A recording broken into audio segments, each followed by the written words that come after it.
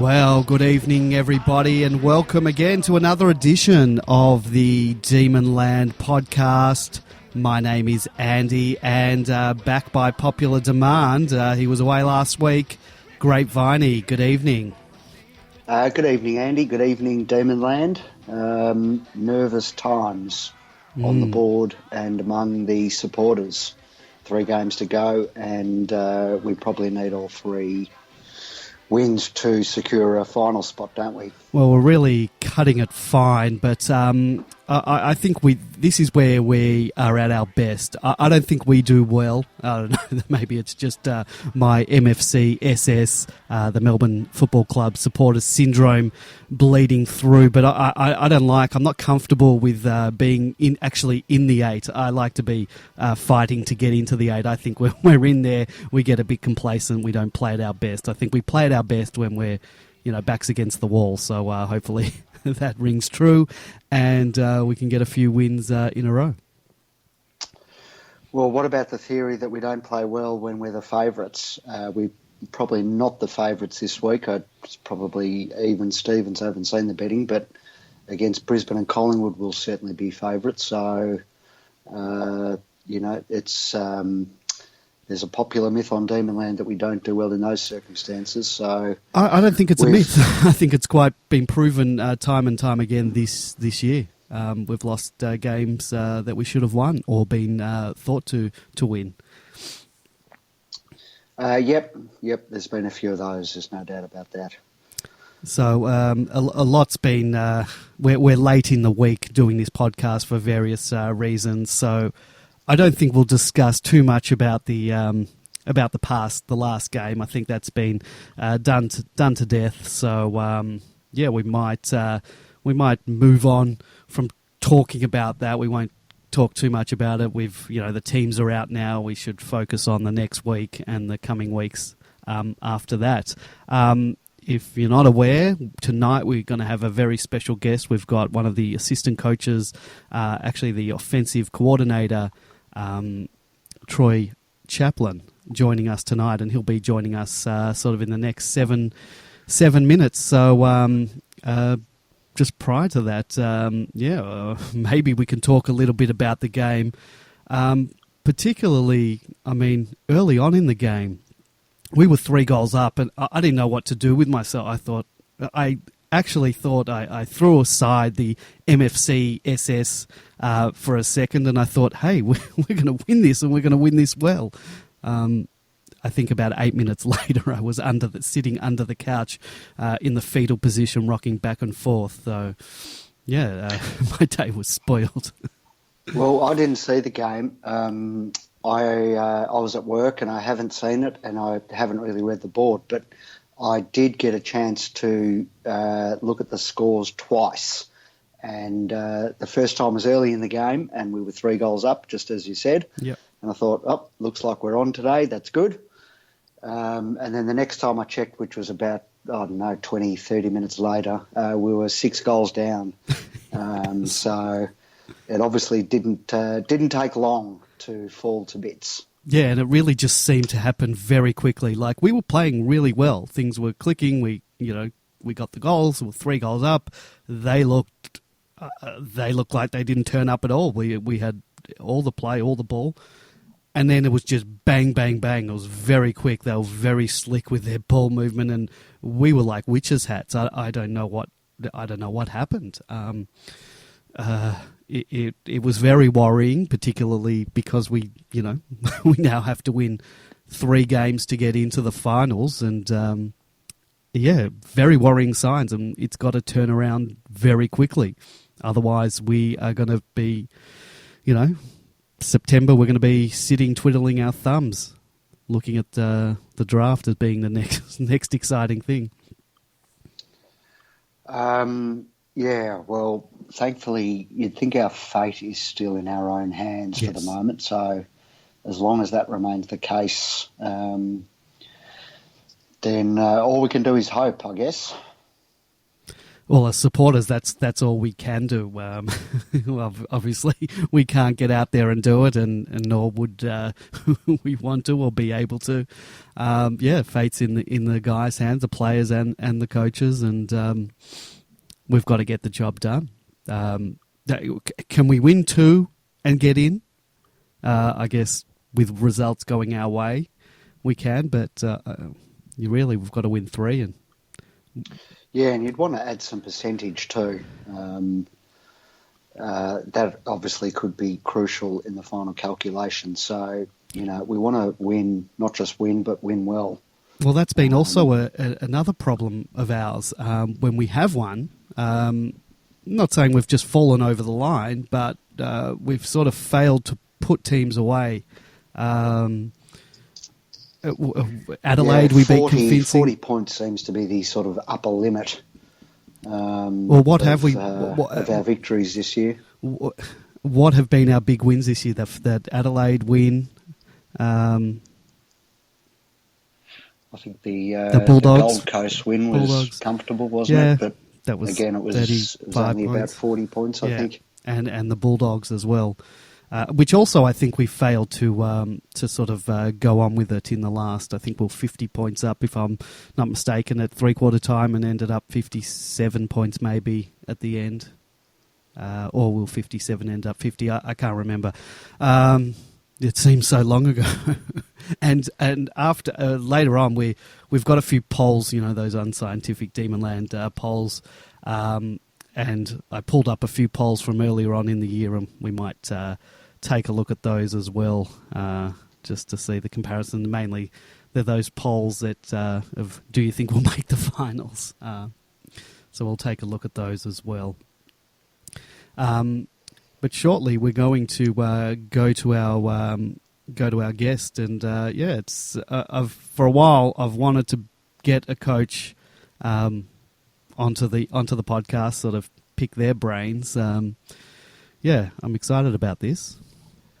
Well, look, we won't go too much into tactics when Troy comes on, but it'll be interesting to just hear about, we'll ask him, we'll voice the frustrations of Demonland in relation to the long bombing, and ask whether, the players should be lowering their eyes a bit better as they go forward. So, and we'll also just get updates on a few forwards and where they're at, and how the structure is and should be and will be in the coming years. So, good get to have Troy on, and looking forward to the chat. Yeah, well, one of the questions prior to today I wanted to ask was how Angus Brayshaw was tracking and how far away he'd be from getting a game, and we'll talk about this later, but he's at least been named in the squad for the weekend. So, I mean, that's great news for him. It is. You'd think if he's been named, I think he'll play, won't he? Yeah, I think if they've named... look, you don't know.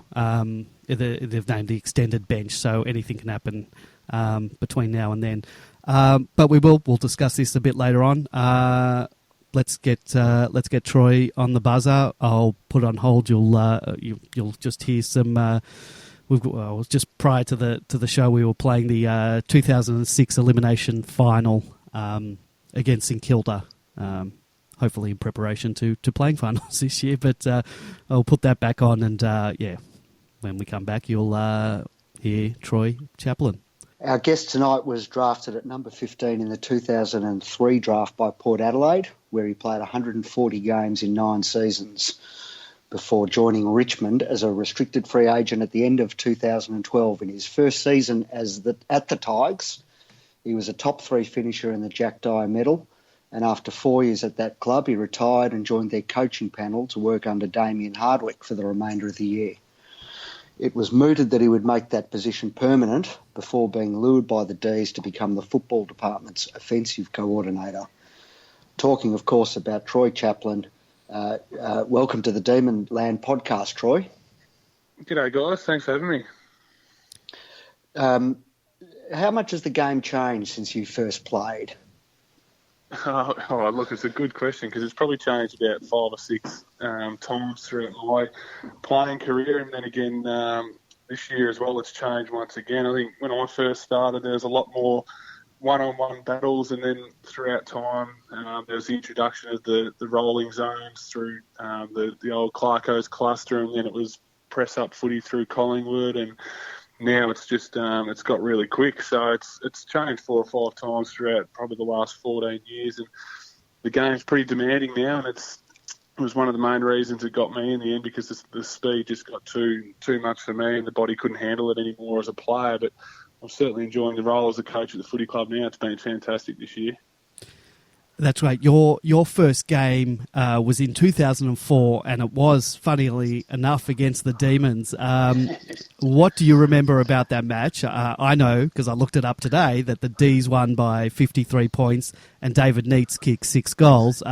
You weren't playing on him, were you? No, I wasn't playing on him. All I remember is it wasn't until the day before the game that I actually found out, because Chad Corns missed with a corky, so I got the late call up Friday afternoon, and Choco Williams rang me and said, "Oh, look, mate, we're going to play you and you're going to start centre-half back." And I thought, "Oh, this is fantastic." And then rocked up at the ground and didn't come on until after half-time, so we told a bit of a fib there. But, yeah, the D's were too good that day. As I said, the 50-odd point win, but it was just fantastic to play my first game on the MCG. It's one of those childhood dreams that you have, and, I was fortunate enough to live it.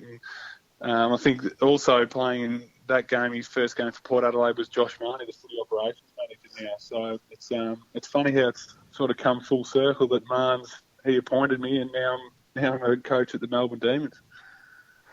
You sort of preempted our next question, because we mentioned in the intro you were set to take up a role as an assistant coach at the Tigers, but Josh persuaded you to come over and join the Demons.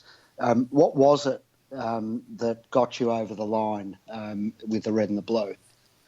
Well, it was sort of a phone call out of the blue. It was he just sort of rang to put the feelers out and see if I'd committed. And at that point, I hadn't committed to anyone really. Richmond had said that they wanted to interview some senior guys, and I was fully understanding of that at the time.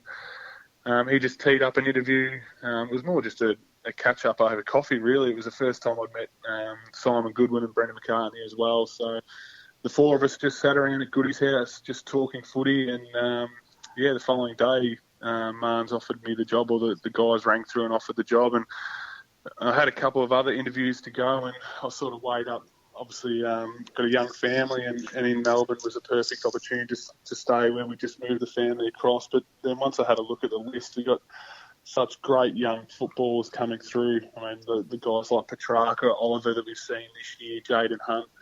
And then you got those middle tier guys like Jack Viney, who's just been absolutely superb this year after having some injuries as well. And it's got a good blend of some senior guys with Jonesy and Bernie Vince and now Geordie Lewis. So I just thought that the list was well rounded, and it was a group of guys that I really look forward to working with. That was the main thing.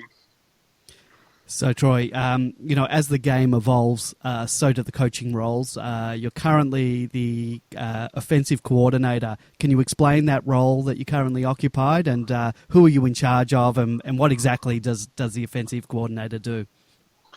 Yeah, look, it's a good question. There's all sorts of terms nowadays for all different coaches, but it's pretty much the role that Simon Goodwin was doing last year, and it's any time Melbourne have got the footy in their hand, it's any offence. That's I look after offence all over the ground. Yeah. So come game day, though, I spend the majority of the time with the forwards. I look after the forwards game day, but throughout the week I'm watching vision with all the players on based purely on how we want to move the football and their decisions off the ball as well. So it sort of changed when I was obviously a player. I only really dealt with the defensive coach, the backs coach, but Melbourne have got a completely different setup, and I reckon it's great that you see one coach for offence all over the ground. Jade Rawlings looks after defence, and Benny Matthews looks after our contest. So you get to, as a player, you probably get to see 3 different coaches and learn 3 different types of the game. So I really like the setup that we've got down at Melbourne now. What's it like working under Simon Goodwin? He's spoken a few times in his press conferences about the coaches, his assistant coaches being adventurous. Does he give you sort of how much license does he give his assistants? Yeah, look, he's been fantastic. He does give us a fair bit of leeway to come up with new ideas. Obviously, we discuss them during the week. We've got a plan come game day that we might have a couple of scenarios that we think the opposition might come up with, and we've got solutions for those things.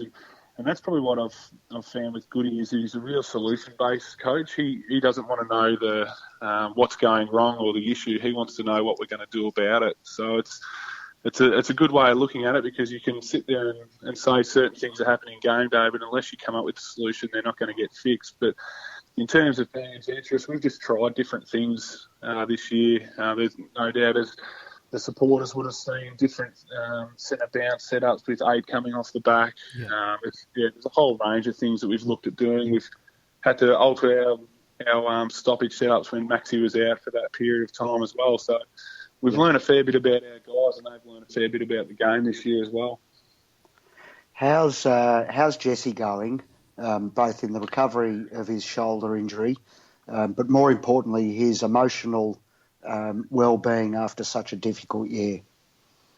Yeah, look, it's. I don't think any player would have been through what he's been through, and you don't wish it upon anyone. It's been a significantly tough year for him, and then to have a collarbone a couple of weeks ago was almost the nail in the coffin in a way. But he's such a great kid and got great self-awareness. I caught up with him today just to see how he was tracking, and we're actually looking at doing some contact training with him on Saturday.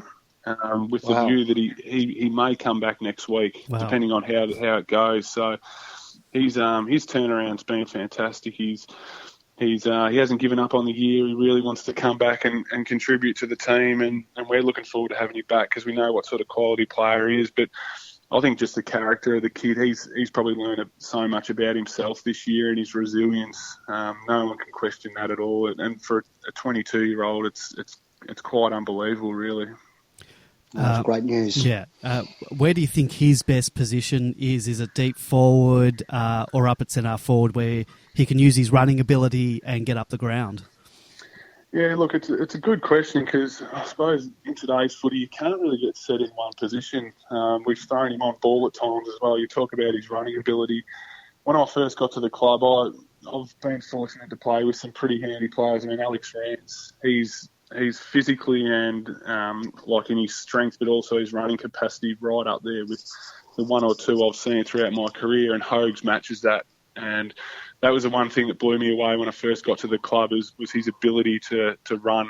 It's just phenomenal for someone his size, and that's why we sort of threw him in the middle at times throughout the season, just to give him a different look because he's so valuable to us. But look, I mean, it's a hard one because ideally you'd like to play him full forward with kicking bags of goals, but the game's changed that you can't just have that stay-at-home forward anymore. So he understands the game, and he'll throw himself around, and he's almost got a bit of a license to do that because he's got so many attributes that help us in so many ways.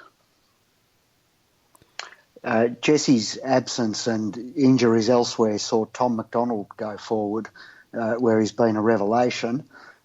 Tell us a bit about that and the kind of work you've done with him to hone his skills as a forward. And will he go back this week now that Sam Frost has been dropped? Yeah, look, it's one of them moves that we just didn't really know what we were going to get at the time. It was half time of the Adelaide game, and we thought, we needed to just try something different. Our targets up forward, we were getting a contest, but no one was really marking the ball, and we threw him forward, and he kicked 2 goals within about 5 minutes. So it was something we had up our sleeve. And then when Jesse obviously went down, we thought, why don't we throw Tommy forward, and him and Cam Pedersen can alternate in the ruck. And yeah, to Tommy's credit, he's worked extremely hard at his craft. He watches a lot of vision on other opposition forwards, and he's put a power at work into his goal kick, and he's one of the most accurate kicks in the competition at the moment, and that's due to the work that he does at training. Whether it's during training or at the end of training, he's got a real sound technique, which has been pretty important for us this year in certain games. But In terms of this weekend, with Frosty going out of the team, we're probably going to have to throw him back, just given the height that St Kilda have got down forward. I mean, Rewald out's obviously a good thing, but with Bruce and Memory there, we need to be pretty cautious of that. But what we have got up our sleeve is if we're not getting a contest forward of the ball, we might be able to go a bit of a smaller back line and throw him back forward. So there's a couple of things that we might see this weekend. Obviously, we don't want to discuss tactics and strategy too much, just in case we have opposition spies listening in. But one of the frustration of supporters on this forum is when the ball is bombed long into the forwards rather than lowering the eyes and hitting up a target. Why does that happen? Is it because of the pressure on the ball carrier, or do we just need to improve our delivery?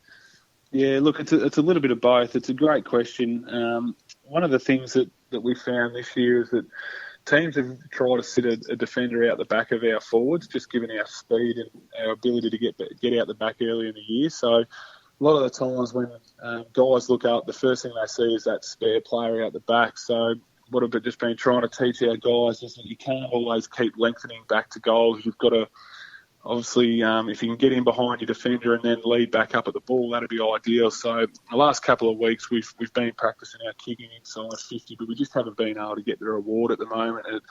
It is something it's a frustration of mine, is our connection inside 50, that a lot of the time we're kicking our goals out the back or from ground level. So ideally, it'd be nice to have someone down there. And when you've missed Hogues for the majority of the year, he's the sort of guy that can mark the footy down there. So there's been a little bit of personnel, but there's also been a fair bit of our delivery too.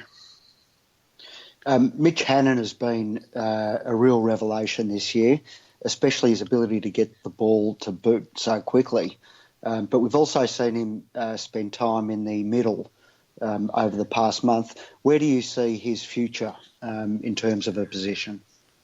Yeah, I think at the moment it's that forward that can pinch hit in there. He's a little bit like Christian Petrarca. We're pretty fortunate that we've got two guys who are similar. They're both powerful players, and we're talking about a guy who's in his first year and Christian's in his third year, that they just don't have the capacity to stay in the midfield for long periods of time at the moment.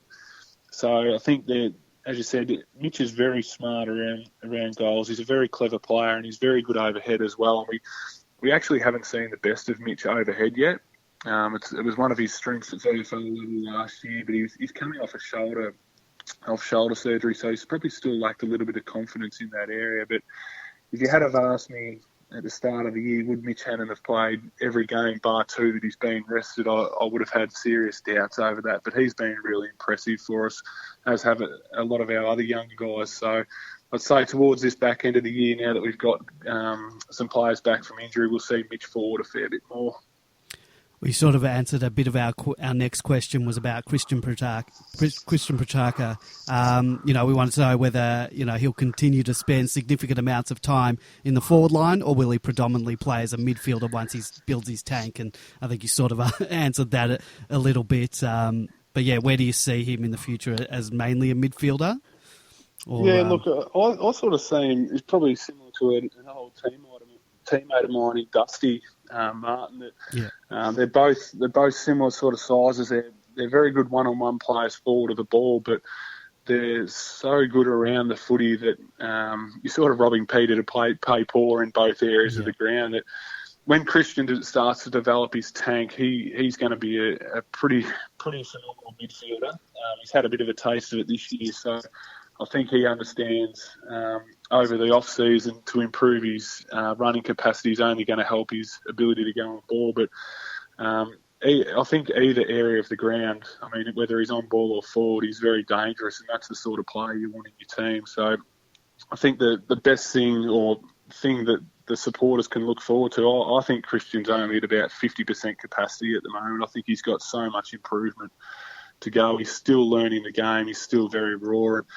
He's some of the things he does at training and his one-on-one marking that I've seen this year, I just shake my head at times. I just can't believe what he does. So I'm real bullish about the kid and the future that he's got at the footy club. How's Sam Wiedemann tracking, and when can we expect him to become a permanent fixture in the senior team? Yeah, look, Sammy's probably not far away at all. His last few weeks at VFL level have been very impressive.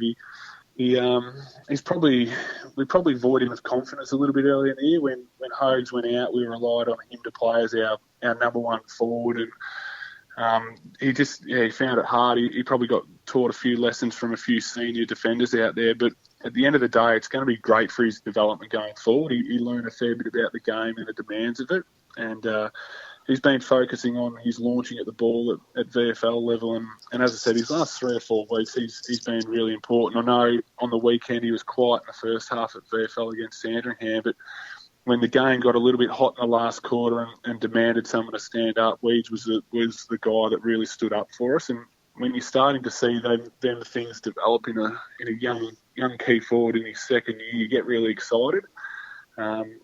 Same time, you've got to be careful you don't come in and push him too early. But we're really happy with how he's going, and he's not too far away. I mean, if we can get Sammy Wiedemann, keep him in really good form, he's going to play an important role for us in the next few weeks and hopefully deep in the finals. Nice. I like that you did mention the F word there, and let's hope that we are into September, because it's something that all of us at Demonland, we've been starved for in recent years. So anyway, Troy, we want to thank you for your time. Really appreciate you coming on the Demonland podcast. So thank you very much. No worries. Thanks very much for having me, guys. Appreciate it. Not a problem. Good luck for the rest of the year. No worries, thank you. All right, cheers. Thanks, Troy.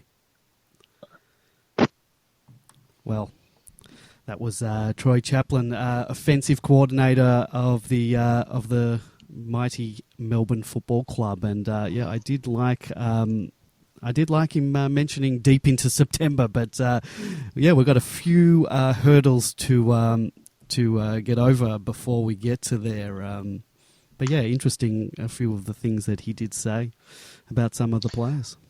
Well, 2 very interesting things. Well, don't say we don't break the hard news here on Demonland. One is that Jesse Hogan will be doing a little bit of contact work shortly, and thinks that, he's probably hoping to get a game next week. I doubt that would be the case, but it's good news that he's back doing contact work. And then we also found out that Tom Mack, of course, will be most likely playing down back this weekend. So that makes sense with Frosty. Back to the future for Tommy McDonald. Well, that's he's so versatile now that we always knew he could swing back into defence, and with Frosty going out, he probably does need to go back. Look, Rewalt's out, but every time we've had the news that big power forwards are out, we had 2 big power forwards out of our opposition team last week, and that did not stop the opposition team being able to score goals. So, Rewalt being out, I might have preferred him to play a little bit injured in the team. But we always have problems with Membry and Bruce. They always take us to the cleaners and kick a couple of goals. So, we've got to be on top of them this week. And, Tommy Mack being in defence is, I don't mind him going back there. And Sam Wiedemann's been selected this week. So it'll be interesting to see if he gets a game. Well, he might with Tommy Mack going back. I think it almost says that that he's going to play in the forward line. Not necessarily, but it's a strong case for it. Who else do you think might go out of the team, or do you think will it just be a matter of 2 people coming in to replace the omitted guys, and no one else is going to be dropped? It'll be interesting to see the forward structure, whether they go Wiedemann, Watts, Peterson. What's the weather forecast? I guess that's always a... that could be a part of it, Could be an indication. I didn't see the game last week, so I don't know I've read. I know there's a Jack Watts thread on there. I can't Yeah, see Watts being dropped. No, I don't think he'll be by dropped. all But accounts, he isn't in great form. no, he's not. He the last 2 weeks and has he been back 3 weeks? I think even in the Port Adelaide game, fumbled a little bit. He just wasn't on his game, and I don't know what it is. I don't know if it's just in his head, but it's not the Jack Watts that was His playing. tackling really lacks intensity, doesn't it? My word, it's not. Last year he had a great year and seemed to be excited about his footy, and it's almost the opposite now. And I don't know what it is. I'm not a Jack Watts basher, but there are plenty on Demonland, but Well, he's the got to pull his criticism's finger out. justified. Yeah. As much as the praise is when it's deserved. Yep. So, he's done some great things this year. It was instrumental in a number of wins, but people expect, people expect consistency in effort, if nothing else. And you just can't say that about him all the time. No, not at the moment. If you'd like to call the show, 0390163666, that's 0390163666, or Skype us Demonland31. Give us a call. Let's discuss. We're going to discuss a couple of things that have cropped up on Demonland. We're going to discuss the game and our chances for finals coming forward. So we'd love to hear from other Demonlanders and get their thoughts on that. We had a poll this week. I don't know if you saw it because you have been away and out of internet range for a lot of that time. So we had a poll with 3 games to go. Do you think we will make the finals? How do you think the votes went on that one? I haven't looked at it, so I'm not sure. What do you think Demonlanders are thinking?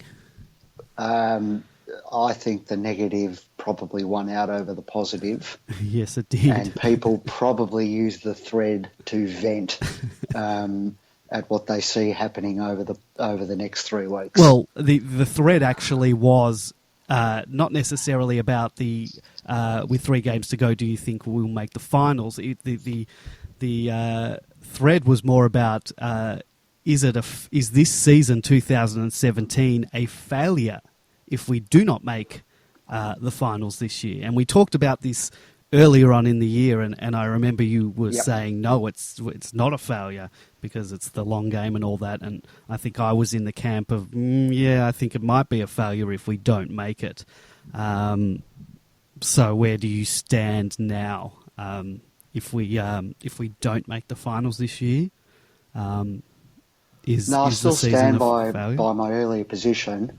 Having said that, I won't be happy if we put in 3 poor performances now. I want to see the form that we saw earlier in the season return, and as long as that happens, even if we did miss out, I'd still be satisfied with the season. If we finish the year, in a slump, basically, having lost, 5 of our last 6 or whatever it ends up being, I'll be disappointed, but I'll still think we will have made improvements from last year, and I'll go in confident into next year. Yeah, we definitely have made improvements. I don't think there's any doubt about that. But then there's still, for me, we've made improvements because I do believe that on our day we can beat any team in the league. But and I've said this a number of times, I still believe we can lose to anyone, as has been was evident against North Melbourne.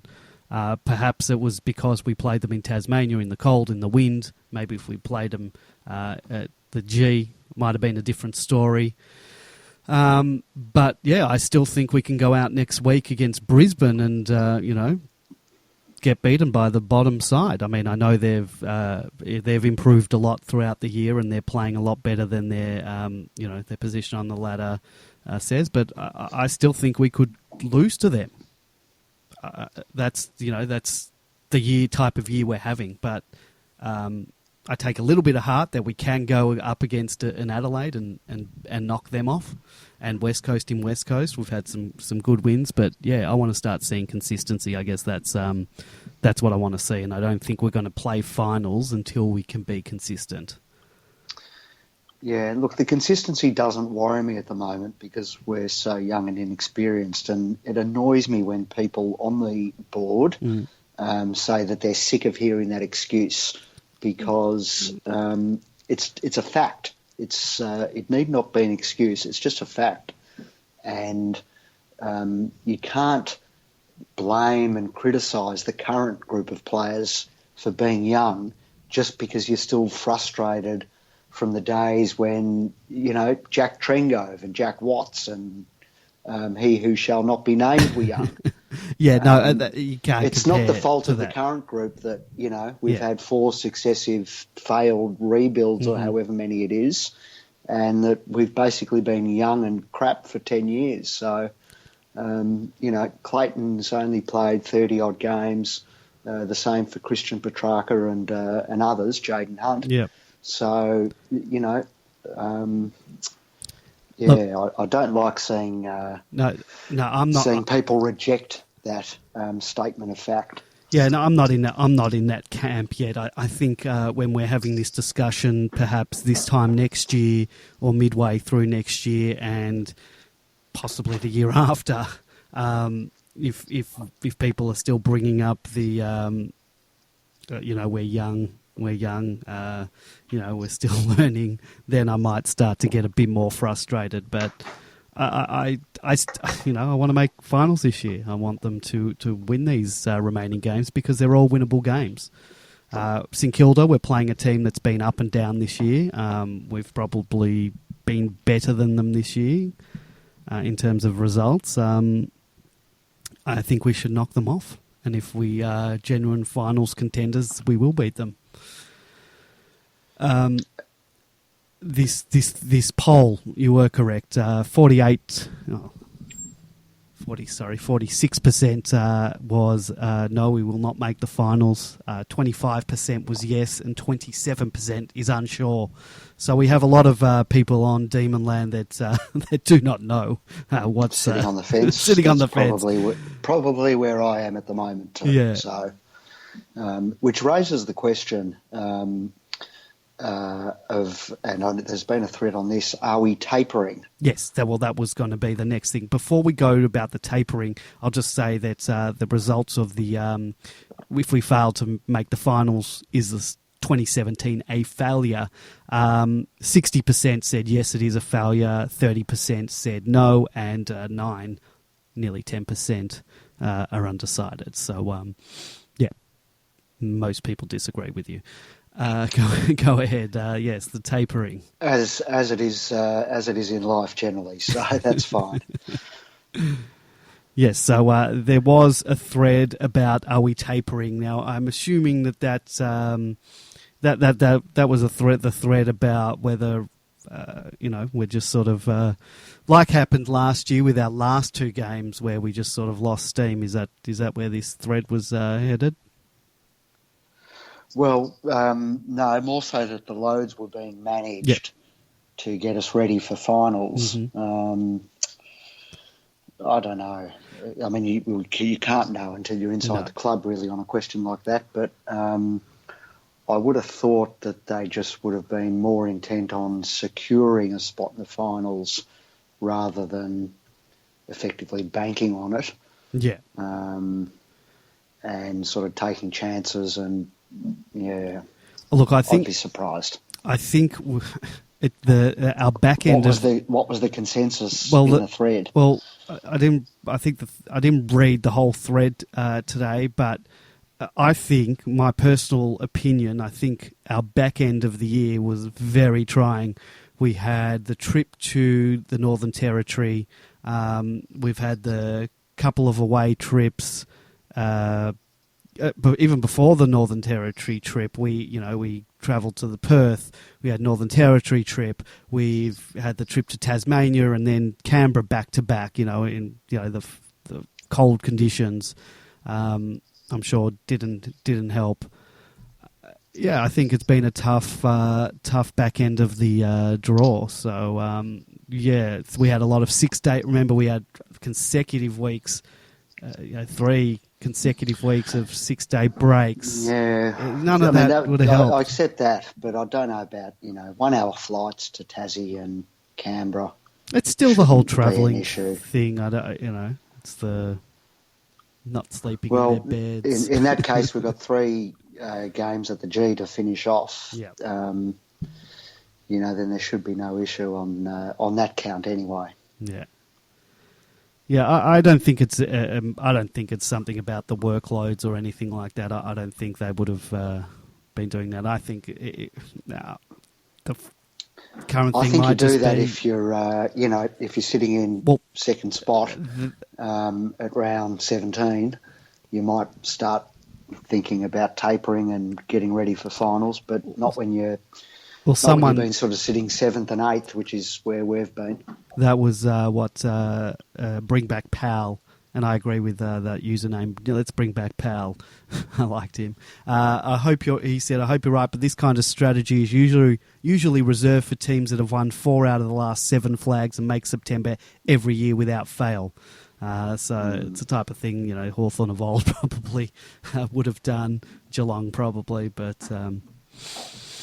I don't think we're in a position. No, and I don't think they'd be going... I doubt that they'd be doing anything like that.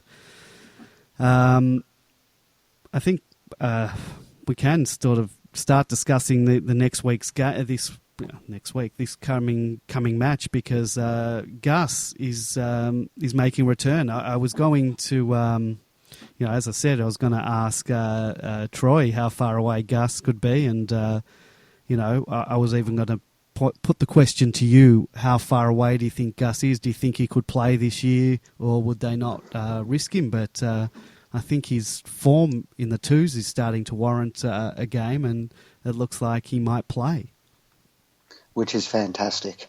Great story, great perseverance from Angus, and well managed by the club, and good luck to him. If he does get a game, I think he will, and can't wait to see him back out on the G, and I'm sure he'll get a reception. I'm sure he'll get a very big round of applause and of appreciation from the Demon supporters. He deserves it. Oh, absolutely. If you do want to call and join the show, 0390163666, you can discuss anything you like, or Skype us, Demonland31. So that's 0390163666, Demonland31 on Skype. Our injury list, I don't know if you know, Joel Smith had a knee injury and had some scans, and initially they thought it was worse than it turned out to be. It wasn't an ACL, so he's not going to be out for 12 months. So I guess that's good news, but he is out for the rest of the season. He hasn't had much luck in the injury department. I think, he had the shoulder injury and he's had something else since then, and now the knee, so yeah. That's unfortunate. No, I hadn't seen that, so no. It's bad luck for Joel when at the start of the year we really looked primed for a great season. So they took, unlucky, unfortunately, one of the unlucky ones. Yeah, came off the rookie list earlier in the year. Looked like he was going to be a staple of the back line, and then did an injury, and then even coming back after that, he couldn't really find that early season form. So, let's hope he gets his body right and has a good pre-season under his belt and gets back in the team next year, because I did like the guy. The injury list, it seems we've got a lot of people out for the rest of the season. But the big name on there is Jesse Hogan, 3 to 4 weeks, but could be back in earlier than that, which was great news. We'd love to see Jesse back. Yeah, and it's good to hear that Troy's, checked in with him today and that he's, feeling good. and it'd be, imagine if we did get him back before the season's end, whether it's against Brisbane or Collingwood or even beyond. It'd be great to see him back out again. But, regardless of what happens, I think with Jesse we just looked at 2018 and hopefully, sort of he can put this year behind him and move on. Well, I don't know if you didn't follow the board much this week or much of the internet, but there was a rumour from somewhere, some source, I don't think it was one of the main things, that Melbourne would put Jesse on the trading block. I couldn't even tell you what the source was of that, and I don't know how reputable it is, but from something I read somewhere, they said that every year these clowns put forth ridiculous things, and I guess if you throw enough things out there, some of the things can come true. But I can't see us putting, that was in relation to the Lever deal that we would put Jesse up as trade bait for that to get that deal over the line. I can't see us doing that, and I mean, why would you give up a forward just to get a great backman? It's sort of like, the only circumstances that would happen would be if Jesse requested it of the club. Yes, yeah, obviously.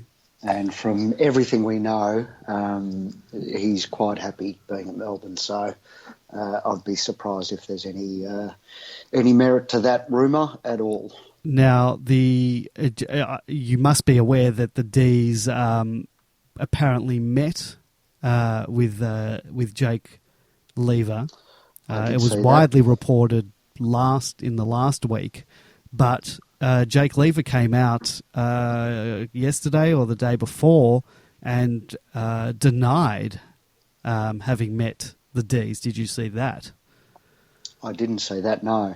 So who made the initial report?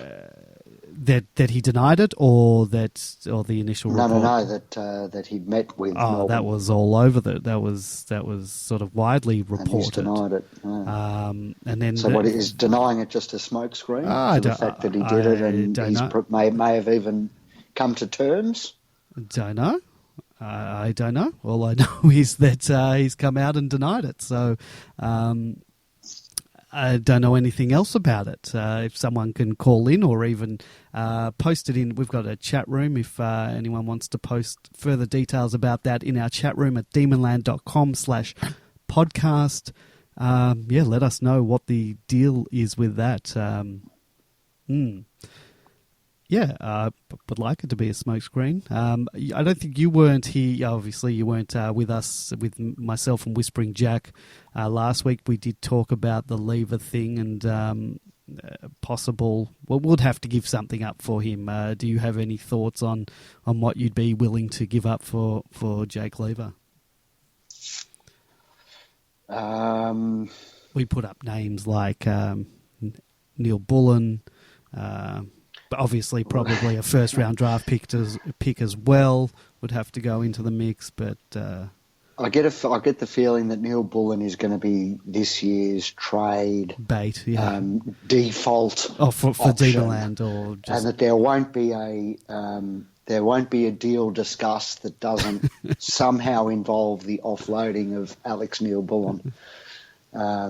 Who will be, he's had a decent year, but because he's had a decent year. No doubt the value that posters are placing on him is a lot more than what it actually is in the market. Well, I think when you're talking about doing a trade deal with Adelaide, you throw up sort of also anyone else who has any links to Adelaide whatsoever. So has Billy Stretcher's name been thrown up then? Well, people are probably doing them as a double. Yeah. Yeah, it covers a package deal. But yeah, I think, I think as always when there's a club who wants to get another player, they always try to get, the supporters of that club try to get the best deal that they can, and from the Melbourne thing, we want to try and get this great player by giving up absolutely nothing for him. But obviously, we're going to have to, if we want to lure someone like that over, we're going to have to do business with his club, and that means we might have to give up something of value. But certainly not Jesse Hogan. No. Yeah. Nope. If anyone else would like to weigh in on that, 0390163666 or Skype us Demonland31. So, big game. I wasn't aware of this, but apparently, and you can correct me if I'm wrong, but I read online today that this is St Kilda's first game this year at the G. Could that be correct? I don't know. I didn't read it, but that's amazing. Is that ludicrous? They couldn't be happy with that. I know these Etihad Stadium teams love that stadium. You know, they think it's the bee's knees, but surely you want to play a couple of games on the G during the year, particularly if you want to play in September, because that's going to be where you're going to be playing. You know, that's sort of unheard of for Melbourne-based teams. we should be using that to our advantage. People talked about North possibly having an advantage in the Hobart game because they play down there and know how to play, you know, in an open ground like that. And the same goes for the GWS game at Manuka. I saw a post from RPFC on the board, and he's Canberra-based, and they play that oval, and he said that from what he could see, strategically in how they, you know, played Manuka, they got it completely wrong. So let's hope St Kilda's inexperience counts against them on the weekend. But you must remember we are the Etihad Stadium specialists, so maybe we need to go back there. Yes, well, so are they. So in this instance, I prefer to be playing at the G. Well, we do. We've got our last 3 remaining games at the G. So, you know, I implore everyone to get out to the G and support the guys, because I'm going to treat these next 3 weeks as finals. They're all mini finals, mini elimination finals, I guess, for us, considering that we've got to win them. Now, how did Corey Maynard go, and will he keep his spot? Well, people were quite happy with him. I think he'll keep his spot. Now, I think he even might have gotten some coaches' votes. Am I going crazy? Did you see the... No, I didn't see any of that. What's the AFL... putting coaches' AFL votes Coaches Association. Coaches Association, yeah. Bear with me while I look this up. Maybe I was dreaming. Maybe it was... but I have a feeling coaches' votes. What are we? We're around 19? Or were we 20? No, they don't have it on. Oh, damn, they haven't updated their website for this week. Oh, no, they've got the round 20 leaderboard, but no. It was on the MFC website. But I thought he played all right. I'm happy to keep him in the team. I was a bit shocked. I was a bit shocked by the other omission this week, Salem. You know, might not be playing his best footy, but I don't know. I was a little bit... Yeah, look, I as you know, I didn't see the game on the weekend, so he it's didn't get coaches hard votes, by the way, for me to judge. But no, Maynard, no, he didn't get coaches votes. I know where he got a Maynard, vote. right? Mate, sorry, no. Maynard didn't get coaches votes. He got votes in the Demonland Player of the Year. Right. So I apologise for that. That Demonland Player of the Year is the more prestigious of those awards, as everyone knows. That's where he got the vote. So well done, first game he gets a vote in the Demonland Player of the Year. Yes. Also a very scientific method of awarding votes.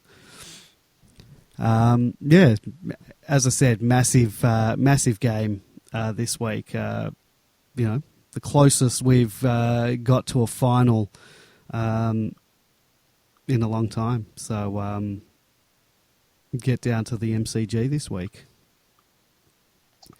Yep, big game, very big game. So get on board and let's back the boys in. Yeah, I mean a loss this week. It's just you can almost. What do you do? That's it. So big game, finals atmosphere. All right, I think we're going to leave it there for the night.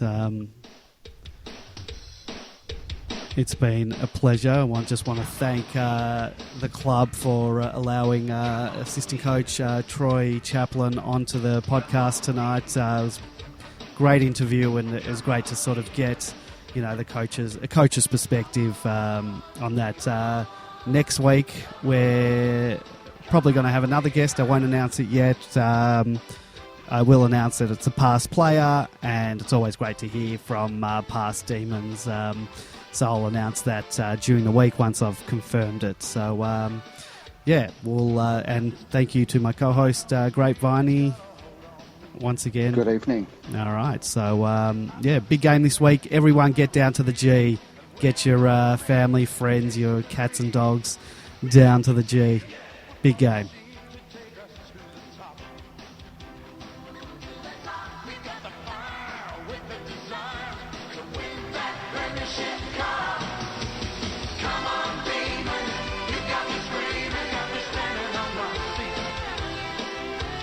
Come on, baby.